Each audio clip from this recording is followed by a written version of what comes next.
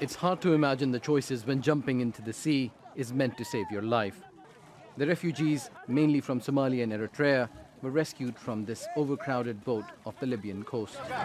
They're among the 6,500 people saved by non-government organizations and the Italian Coast Guard Justice. hay-adda ilaalada xeebaha dalka Talyaaniga ayaa sheegtay in maalintii shalay oo Isniin ay badbaadiyeen 6,500 oo qof kadib ugu yaraan 40 hawlgal oo ka dhacay banaanka xeebaha dalka Liibiya. Dadka la badbaadiyay waxaa ka mid ahaa ilmo yar oo jiray 5 bilood iyo caruur kale oo aad u yaryarayd kuwaasoo lagu qaaday diyaarad lana geeyay isbitaal ku yaala dalka Talyaaniga sida laga soo xiganayo hay'adda MSF oo ka qayb qaadatay badbaadinta dadka ugu badan ee la soo badbaadiyay maalintii Axad oo gaadhay 1,100 qof ayaa u badnaa Eritrea iyo Soomaaliya sanadkan gudihiisa waxa soo gaadhay xeebaha dalka Talyaaniga 112,000 oo qof kuwaasoo ka soo tallaabay badda dhexe Talyaaniga ayaa sheegay in tirada dadka tahriibayaasha ee badda dhexe isku soo qaadaya ka hor xilliga qaboobaha ay aad u sii badan doonaan marka la eego tirada diyaarka ah ee ku sugan xeebaha dalka Liibiya dadka tahriibka ah ee ku sugan Liibiya ayaa u badan dalalka Eritrea Itoobiya Soomaaliya iyo dalal kale oo Afrikaan ah